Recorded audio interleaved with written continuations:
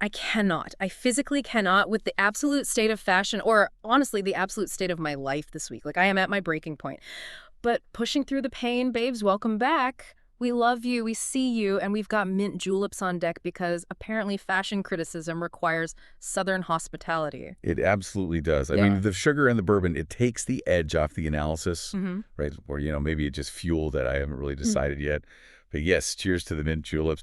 Although, looking at this frosty silver cup, like the condensation dripping down the side. Why are you looking at your drink like that? You have that face, that deeply analytical, like somewhat haunted face you get when you're connecting dots I haven't even seen yet. It's the mint, the ice, the whole sticky, sweet summer vibe. Yeah. It's triggering a very specific, deeply buried core memory for me, like summer camp, sitting in a circle in the blazing hot grass, happily chanting nursery rhymes at the top of our lungs. Oh my God, yes. The vibes were immaculate back then. We had like 0 bills, 0 stress, just juice boxes and pure unadulterated joy, singing with our little friends in the sun. Right, the illusion was perfect. But think about the actual, structural integrity of what we were singing.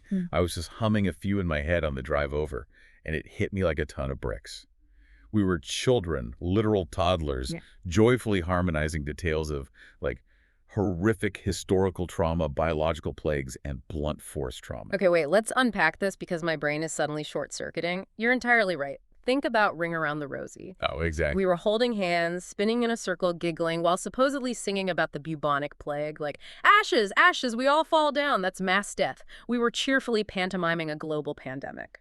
What's fascinating here is the layered history of that specific rhyme, because while the plague theory is the most famous, right, like the rosy being the symptomatic rash, the posies being the herbs people carried to ward off the miasma. The bad air, right. Exactly. The bad air they believed caused the disease.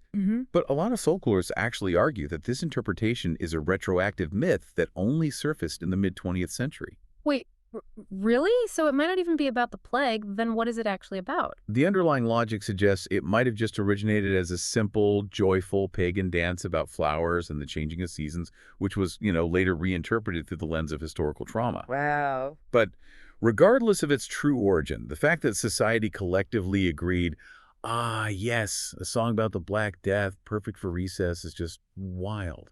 But let's look at one that is undeniably dark. Rockabye Baby. Oh, that one is deeply, deeply unhinged. It's literally a song about a terrified infant stationed at the top of a violently swaying tree, which then breaks, sending the child plummeting to the earth. Right. And we use that to put infants to sleep? Like, who wrote that and thought, yes, a soothing lullaby about catastrophic structural failure and child endangerment? I mean, if we connect this to the bigger picture, there were two prevailing theories. True. One is that early English colonists observed Native American mothers rocking their babies in birch bark cradles suspended from tree branches, allowing the wind to rock them.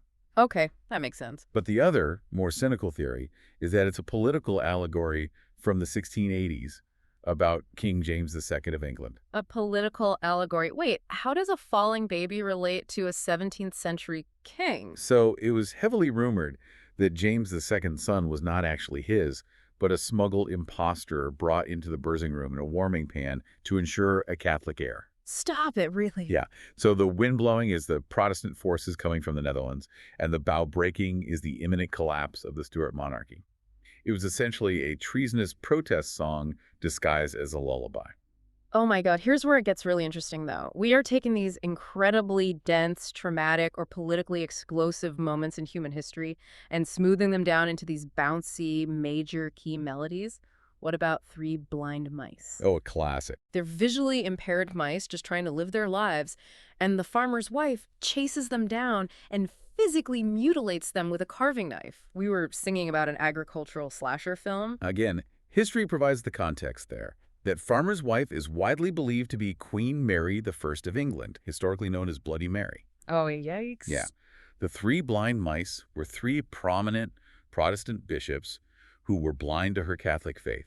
She didn't cut off their tails. She had them burned at the stake. Oh, my God. The cognitive dissonance is staggering. Like, the melody is so light, but the lyrics are essentially a true crime script. I am sweating. My entire childhood was a lie. Like, if any of these were pitched to a record label today, they would be immediately banned. Which one do you think would get canceled first on the internet today? Oh, without a doubt, Humpty Dumpty. Humpty Dumpty, but he's just a clumsy egg.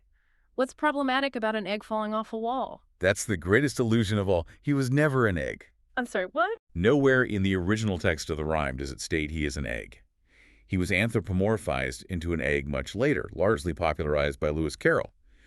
In reality, historical evidence points to Humpty Dumpty being the nickname of a massive, devastating siege cannon used during the English Civil War. It's a cannon. Yes. It was mounted on the walls of Colchester. During a siege, the parliamentary forces blew up the wall beneath the cannon.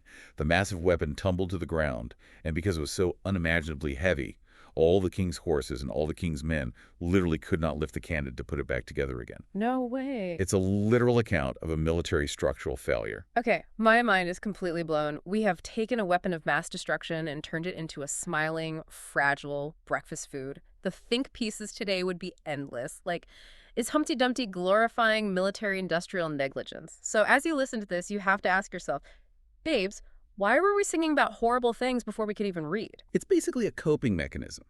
We wrap the chaotic, uncontrollable aspects of life in a predictable rhyming structure. It gives us the illusion of control, which honestly brings me to an interesting pivot. Because if we're going to talk about the trauma of collapsing structures and the illusion of control, we have to acknowledge the reality of our actual day jobs. Oh, I know exactly where you are going with this. Because beneath this podcasting table, beneath the pop culture analysis, we are two exhausted healthcare professionals working in two entirely different, deeply chaotic dental clinics. Exactly. And the concept of structural failure applies just as much to modern medicine as it does to medieval walls. Do not even get me started on the clinic this week. I am still picking imaginary composite resin out of my hair. But okay, let's explore this. Let's do the highs and lows of the work week because I think it perfectly illustrates this idea of how fragile our systems really are. I'll start with the high because I desperately need the dopamine. Please share. I need to know what joy feels like in a clinical setting. Okay, so I had the funniest, most absurd patient interaction on Tuesday that actually, for a fleeting 30 seconds, made me enjoy my job. So I have this patient in the chair, full bib on, safety glasses, dental dam in place. His mouth is propped open like a pelican. Great visual. Right. I'm deep in the middle of a tricky molar filling. The high-speed drill is whining, that awful bone-vibrating frequency. The suction is roaring, and suddenly his phone rings. It's resting on his chest. Oh, no. He grabs it, looks at the screen, looks at me with wide, panicked eyes, and actually attempts to answer it and have a full-blown conversation with a sheet of latex stretched across his mouth. He's just going, "Guh-huh, wabaro," into the receiver while I'm hovering over him, holding a sharp rotary instrument. That is incredible, but it perfectly illustrates the physiological and psychological oddities of our profession. Think about the underlying mechanism of what's happening there. You have administered a local anesthetic. You have effectively blocked the sodium channels in his trigeminal nerve. But by doing so, you've also temporarily eliminated his proprioception in his lower face, like his awareness of where his body parts are in space. Because he can't feel his lips or tongue, his brain doesn't register the physical impossibility of speaking clearly. That makes so much sense. Add to that the psychological phenomenon of modern connectivity. Yeah. The compulsion to answer a ringing phone is so deeply ingrained that it overrides the entirely rational instinct to hold still while a medical professional operates on your teeth. I literally had to step out of the operatory because I was laughing so hard my hands were shaking. It was pure physical comedy. But what was your high for the week? My high of the week was much more pathetic, but deeply revealing about the state of medical burnout. My best moment, the absolute peak of my joy, was on Thursday at 3:15 p.m., a cancellation. Oh, the holy grail. A glorious 45-minute production block just vanished from the schedule. The patient called, said their car wouldn't start, and I practically wept with gratitude.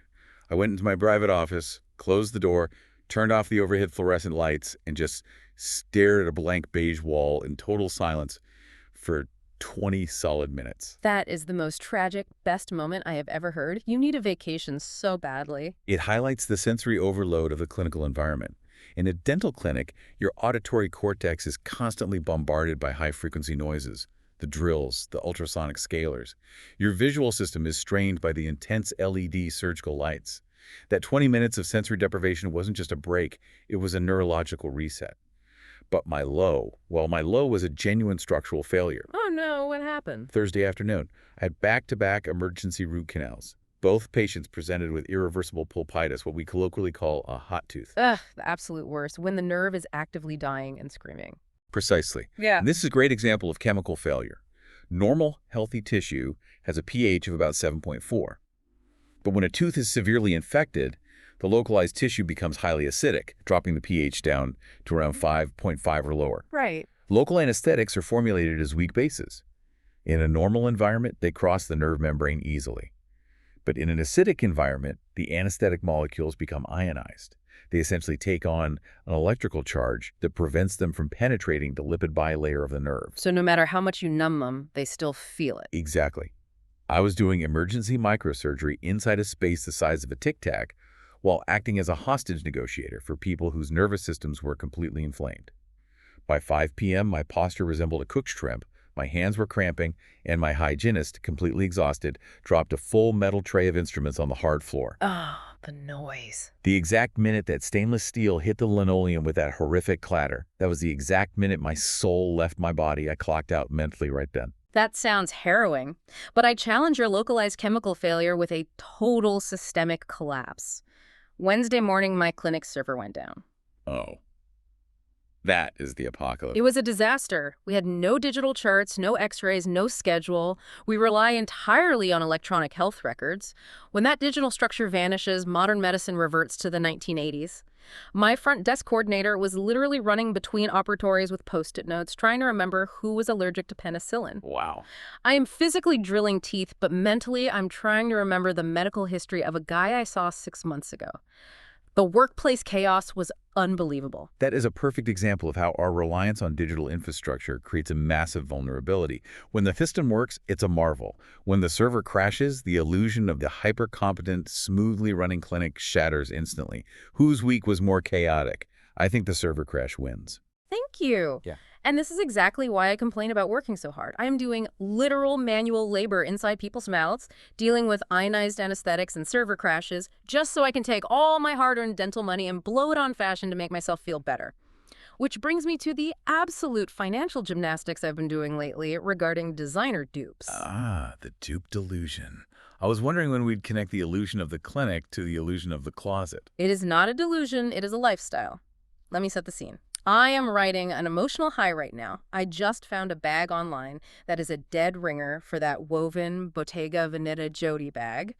I'm talking identical silhouette, similar knot on the handle, same buttery color, and it cost me less than my weekly grocery bill. Okay, go on. When I clicked buy, the thrill that washed over me was intoxicating. I was pacing my kitchen, convincing myself I am essentially a financial prodigy. Look at me, I said out loud, I am so financially responsible, I am saving thousands of dollars by cheating the system. But let's analyze the mechanics of that thrill. Are you saving thousands of dollars? Or are you just spending $50 on something you don't actually need, purely to chase the aesthetic of extreme wealth? I mean, a little bit of column A, a little bit of column B. This is classic Thorstein Veblen territory. In 1899, he coined the term conspicuous consumption, buying goods not for their functional utility, but to signal social status. Well, yeah, I want to look wealthy without emptying my bank account. Do we actually need the original? The question is, what is the exact line between a good dupe and something that looks highly suspicious from across the room? Let's talk about the Bottega bag you mentioned. Do you know why the original Bottega Veneta bags are woven like that? Because it looks chic. Partially. But the Intrecciato weave, that specific interlocking leather pattern, was actually born out of a structural limitation. After World War II, Bottega Veneta's sewing machines were designed for clothing, not thick, heavy leather goods.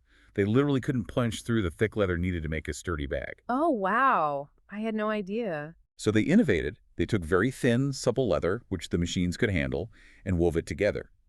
The weaving process multiplied the structural integrity of the thin leather, making the bag both incredibly soft and incredibly durable. So the design wasn't just aesthetic, it was an engineering solution to a manufacturing problem? Exactly. You are paying for the full-grain leather, the artisanal labor, and the historical design solution. Now, let's look at the dupe. A suspicious dupe isn't just about wonky stitching. It's a chemical difference. A cheap dupe is usually made of polyurethane. or PU leather. To make plastic feel like soft leather, manufacturers pump it full of chemical plasticizers. Okay, I know where you're going with this, and I feel attacked. When you open that package from a fast fashion website, and the bag emits a toxic chemical odor that can clear a room, that's the volatile organic compounds, the VOCs, off-gassing into your home. I mean, if your bag smells like a literal tire fire, babe, everyone within a 5-foot radius knows it didn't come from a boutique in Milan. It lacks the structural and material integrity of the original. Okay, I will admit, I have aired out a bag or two on the patio for a week to let the VOCs dissipate. But once the chemical smell is gone, nobody knows. And looking good in a great dupe means you actually have to leave the house to show it off, which, surprisingly, happened to me this week. I got invited to a comedy show, and it triggered a whole new spiral. Leaving the house Mm-hmm. on a weeknight Oh, after well, the server crash. I know.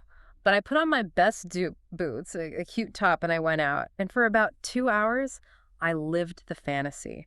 I felt the excitement of actually going out, doing something fun, and playing into the dream of being those friends. You know the ones.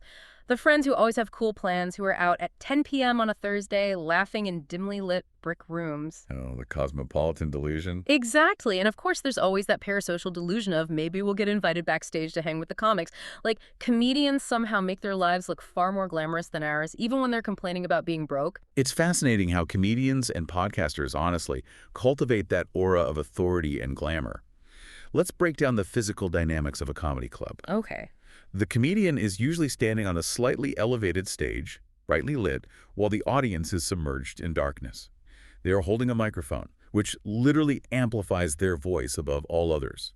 They are usually up there complaining about their dysfunctional lives, their terrible dates, their lack of money, and somehow the physical structure of the room makes them look far more glamorous than our lives as actual licensed medical professionals. It's the microphone. The microphone gives them power, which immediately set me down the most massive delusion spiral of my entire week. Are you ready for this? I am bracing myself. Babes, when are we going on tour?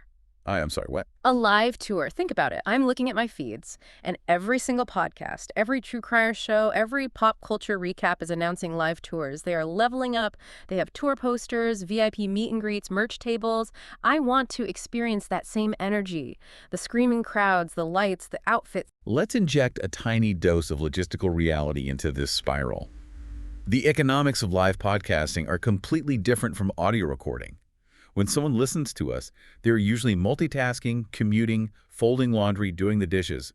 The audio format thrives on intimacy. We're literally inside their ears. Right. But imagine translating that to a stage. A Snarkside live show would be iconic. Translating audio intimacy to a physical space is notoriously difficult.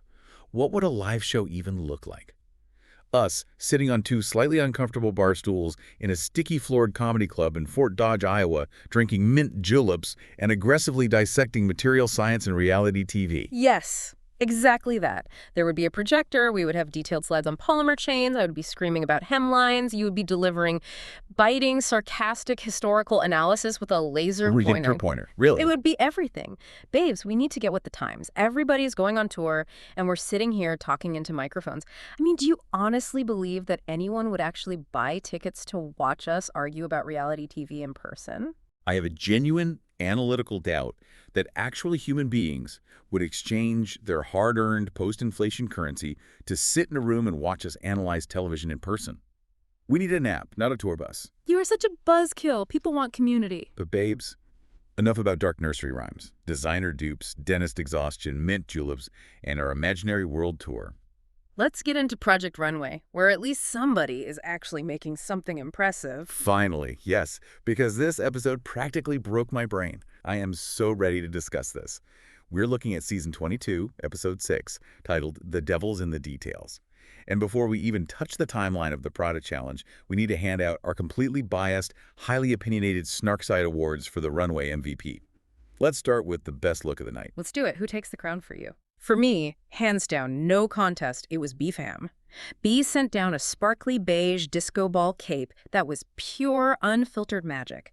As soon as the light hit that model as she turned the corner, she was a walking, shimmering goddess. The sheer fabric, the chevron pattern that was so subtly worked in, and then those structured shoulder pads on the cape. It was giving high drama. It was giving luxury. I was emotional looking at it. That was the true winner. I hear your emotion, but I want to break down the mechanics of why that garment was so impressive. Even if I disagree, it was the absolute best.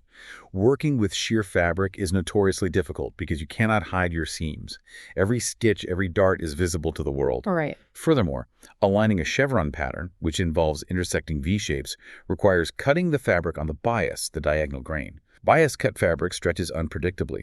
To match a chevron pattern on a bias cut sheer fabric across a seam is a mathematical nightmare. It requires immense precision. Exactly. Which is why it was genius. It was technically sound, yes. But my best look goes to Jeffrey Kelly Abus. He made a hot pink sequin cutout dress that was a masterclass in immaculate internal construction. It was essentially a breastplate top, self-supported, standing perfectly away from the body. But wait, let me challenge you on that. Exposed corsetry and structured breastplates feel a bit dated, don't they? It's giving very 90s Thierry Mugler. Why is that still considered a marvel on a modern runway? Because the physics of making it work never change, and they are incredibly difficult to master, especially with heavy textiles.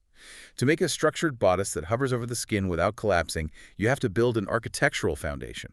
You are layering coutil, a tightly woven cotton specifically made for corsetry, with steel boning and wire. You have to anchor it to the body's natural pivot points, usually the waist or the hips, so that the weight of the sequins doesn't drag the garment down. Jeffrey managed to create heavy internal architecture that looked completely effortless and light on the outside. The tailoring was flawless. Okay, the tailoring was great, but let's pivot to the absolute structural failures. The worst look. Because we have two massive contenders for garments that completely fell apart. Are you leaning towards Nahai Mohammed's 3-hour scramble or Bobby Diakonenkova's floral asymmetry? Oh, this is tough. Naham's original idea completely collapsed in the workroom, and he sent down a military-style skirt and a weird vest that he literally whipped up in 3 hours. It looked like an unfinished uniform for his sad marching band. But he had immunity from the paper towel challenge. Thank God he had immunity, because structurally it was offensive. The seams were puckered, the fit was boxy. But is it worse than Bobby's? Bobby sent down a puke green and black floral corset dress that was a masterclass in what not to do with a bias cut. It looked like a fortune teller costume that got caught in a wood chipper. It was so lopsided. The asymmetry wasn't an intentional design choice. It was a failure to control the fabric. As we mentioned with B, when you cut fabric on the bias, it drapes beautifully, but it stretches. If you don't let a bias-cut garment hang on a dress form for 24 hours before hemming it, gravity will pull the fibers down unevenly. And she definitely didn't have 24 hours. Bobby didn't have time. She sewed it, the fabric warped, and the bust cups ended up pointing in entirely different directions, one vertical, one horizontal. The puckering on the seams was visible from space. It was a complete breakdown of execution. I have to give worse look to Bobby, purely because Nyheim knew his was bad and owned it. Whereas Bobby actually tried with hers, and it still ended up a puckered tragedy with that bizarre neck strap and boots. But let's move to most creative designer, because this ties right back into our theme of illusions. I am awarding this entirely based on the resolution of the paper towel challenge from the top of the episode. Nyheim gets this award, hands down. The faux denim. He took Viva paper towels and made them look exactly like a pair of distressed jeans. Let's delve into the mechanics of why that works so well. This is a classic example of trompe-l'oeil, a French term meaning to deceive the eye. It's an art technique used to create optical illusions of 3 dimensions. Nyheim did this chemically and texturally. How do you even make paper act like denim? It comes down to material science. Standard paper towels are made of loosely woven cellulose fibers designed to absorb water and break apart easily. But premium brands like Viva use a proprietary process that blends the cellulose with synthetic polymers, giving it a cloth-like durability. Nyheim understood the tensile strength of the material. He dyed it, distressed it, and treated it like a textile rather than a disposable paper product. He fooled the eye completely. Creativity isn't just about wild shapes. It's about making a material behave in a way it absolutely shouldn't. OMG, Sonny, I love that so much. He won $20,000 in immunity for that cliffhanger. Now, biggest fashion crime? I am passionately calling out Joseph McRae. Oh, the cerulean. The cerulean disaster. He completely ignored the client prompt. The client is Heidi Klum. Heidi's brand is established, right? Tight, sexy skin, high slits, plunging necklines. Joseph sends down a massive, cartoonish, puffy-sleeved coat dress in bright blue with giant functional buttons down the front. It wasn't fashion. It was a costume for a community theater production. It was a crime against the client's aesthetic. This is a classic failure of adaptability. Joseph has a very specific, rigid design vocabulary, very mod, very 60s. But a great designer must be able to translate their aesthetic through the lens of the client. He refused to bend his structural preferences to meet Heidi's reality. It was decidedly un-Heidi. Finally, the designer you'd actually hire for your own wardrobe. I prefer structure. I would hire Jude Mickelencack. His menswear tailoring skills are impeccable. Yes, his black velvet corset dress this week was arguably a bit safe, a bit basic. But you cannot deny that the man knows how to fit a garment to a human body. The lines were clean. That kind of precision, knowing exactly how to manipulate darts and seams to flatter a silhouette, is what you actually pay for in custom clothing. If I am going to an imaginary red carpet, I am hiring Dazaa. I want that pure, unadulterated glamour. Give me the sequins, give me the sheer illusion, make me a disco witch. Okay, awards distributed. Let's break down the actual narrative arc of this episode. Fashion, or fiasco. We have to talk about the main event, the Devil Wears Prada 2 Red Carpet Challenge. The setup is crucial here. Anne Hathaway appears via video message playing Andy Sachs, announcing the challenge. Create a head-turning red carpet gown for Heidi Klum to wear to the world premiere of the new Prada movie. The designers absolutely lose their minds. And they should. The stakes are massive. They get a $700 budget, which is generous, but the catch is severe. They only have one day to make it. One day for a red carpet gown is absurd. It's producer sabotage disguised as a challenge. A true couture red carpet gown takes hundreds of hours of labor. Forcing them to do it in roughly 12 to 14 working hours guarantees structural compromises. And to escalate the pressure, Molly Rogers walks into the workroom with Christian Siriano. Molly is the actual costume designer for Sex and the City and the Prada movies. She is royalty. And this is where we hit the first major psychological fiasco of the episode. Christian Siriano's panic induction. Christian is supposed to be a mentor, but his strategy this week was borderline psychological warfare. Yes. He approaches Jude, who is clearly stressed about the one-day timeline, and instead of calming him down, Christian flexes. He casually brags, "Well, I once made an Emmy-winning gown for Jean Smart in 4 hours." Let's analyze the effect of that statement on a room full of sleep-deprived artists. It was a fascinating display of ego. He dropped that bomb and walked away. Psychologically, this triggers an amygdala hijack in the designers. The amygdala is the part of the brain that processes fear and threat. When Christian sets an impossibly high standard, 4 hours for an Emmy gown, the designers' brains perceive their own 14-hour timeline not as an opportunity, but as a threat they are failing to meet. You could feel the oxygen leave the room. Instead of inspiring them, it induced widespread panic. Their executive function completely shut down. Like, Naheem completely lost his composure. He was trying to trim an entire slip dress in red georgette and faux fur, which is notoriously hard to sew, and Christian essentially tells him it's frightening.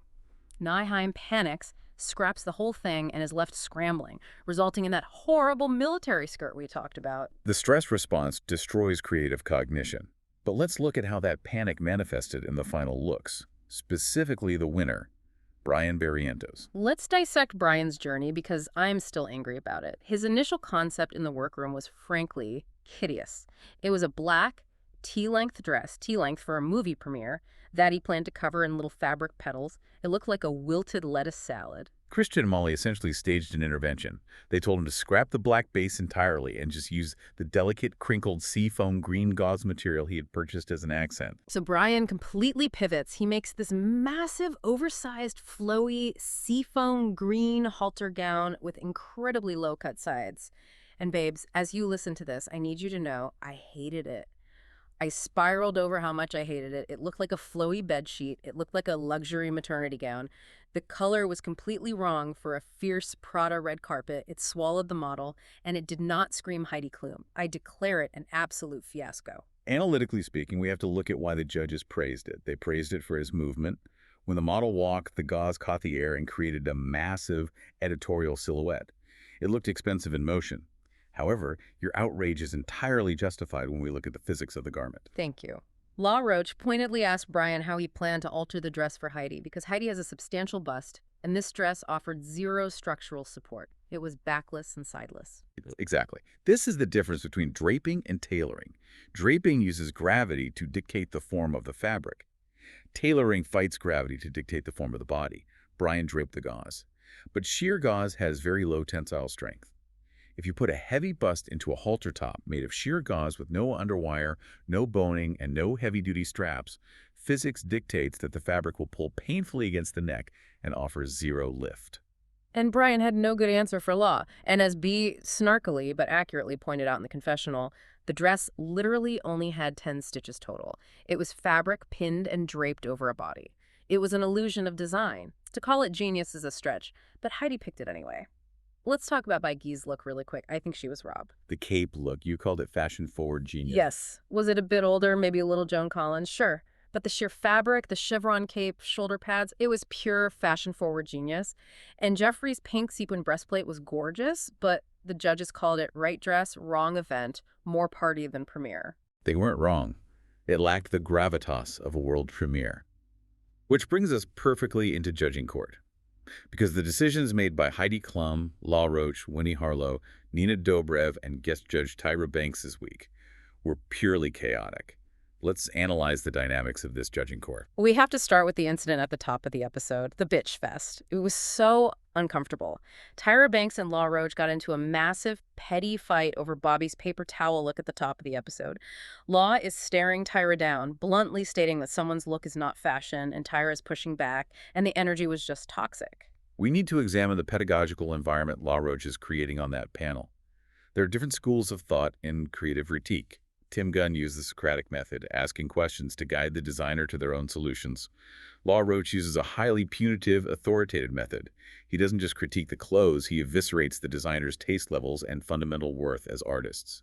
It's exhausting to watch. Earlier in the episode, Elizabeth was eliminated for her pinned-together, uneven paper towel nightmare, and she almost quit the show backstage rather than face Law's critique.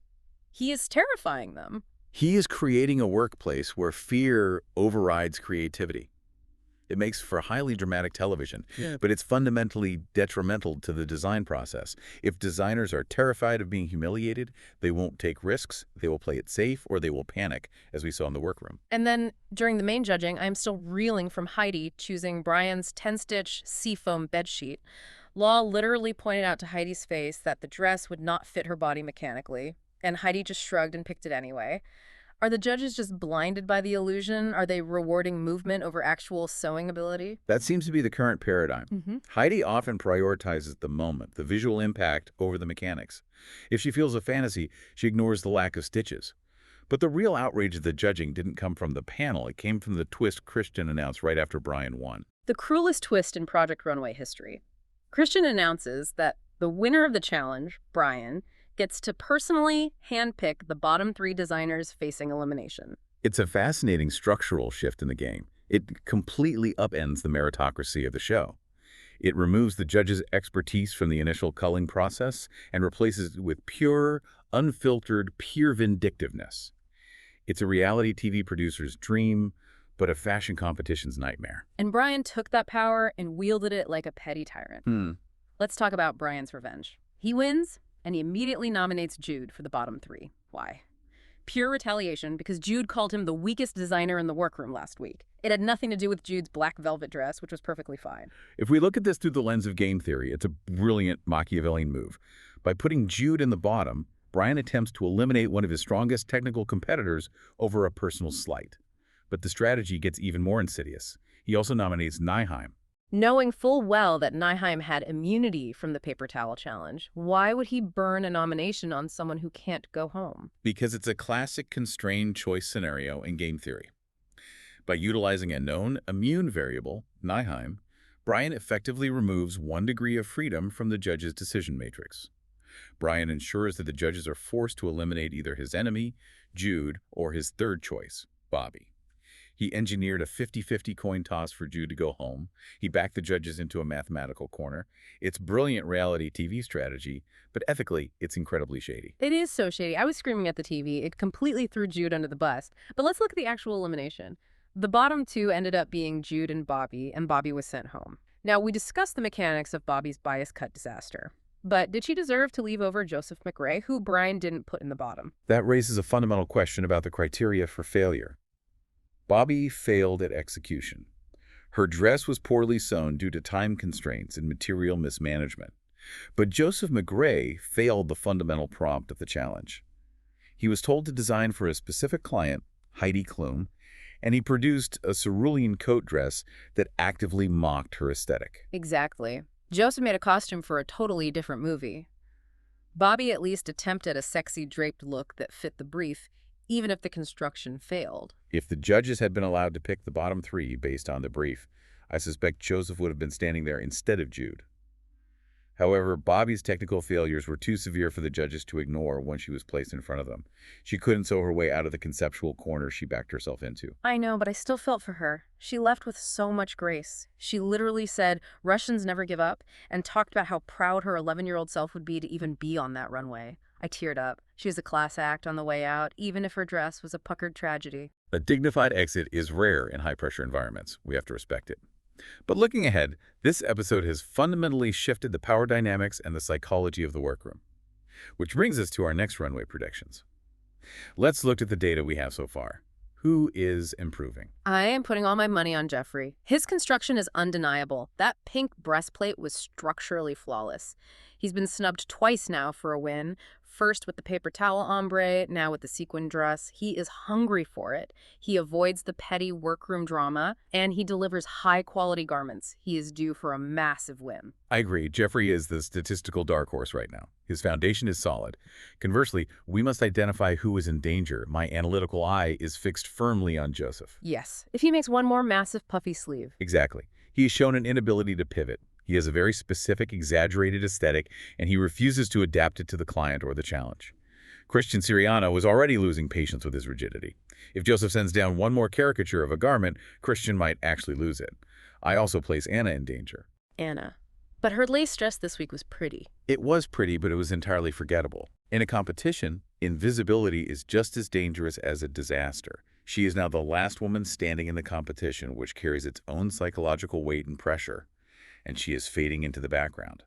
In a room full of massive egos, pretty and safe will get you eliminated. Okay, prediction time for the next designer meltdown. I think the pressure is going to fracture Bryan. Interesting. Why Bryan? He just won. Connect his win to the bigger picture. He won this week, yes, but he did it with a dress that required 10 stitches. He draped gauze. Now, the target on his back is huge. Every other designer in that room knows he won based on an illusion of movement, not technical skill. They know he lacks tailoring fundamentals. The minute a challenge requires strict tailoring, he's going to have a catastrophic meltdown. You cannot drape your way out of a tailored suit. That makes total sense. Now predict the next fashion disaster on the runway. What garment is going to fail? I predict Nahheim might overthink his next look to compensate for his 3-hour disaster, leading to a completely overworked fiasco. Walk me through that logic. Nahheim survived this week entirely by the grace of his paper towel immunity. He sent down a 3-hour shoddy military skirt, and his ego took a massive hit. Psychologically, when highly competent people fail publicly, their next move is often an overcorrection.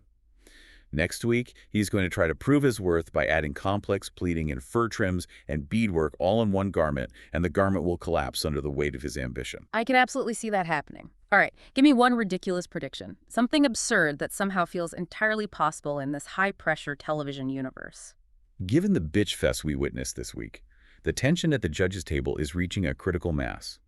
My prediction is that Law Roach will actually make a designer cry on the runway, or Tyra Banks will storm back into the studio to fight Law physically over a hemline. A full breakdown of professional decorum right there on the runway. It would break the internet. Honestly, the illusion of the dignified judging panel completely shattering is exactly what this season needs. Oh my God, I am exhausted. We have covered so much ground today. From the historical trauma masked by cheerful nursery rhymes, to the fragility of our digital medical records, to the chemical makeup of fake designer bags, and finally the 10-stitch illusions on a runway. The overarching lesson here is that you must always inspect the foundation. Whether it's the coutil boning in a corset, the cellulose polymers in a paper towel, or the historical truth behind a children's song, the structure dictates the reality. When the structure is no longer required, the illusion becomes the only reality. Food for thought as you go about your week. But Snark Squad, I need you to weigh in on all this badness. First, what is your favorite nursery rhyme, and have you ever actually stopped to listen to how terrifying the lyrics are? Second, a matter of fashion ethics. Are you team designer or team dupe? Be honest with us. And most importantly, if we actually lose our minds and book a venue, would you come to a Snarkside live show? We eagerly await your responses to validate our ongoing delusions. Stay stylish, stay shady, and we'll see you on the Snark side.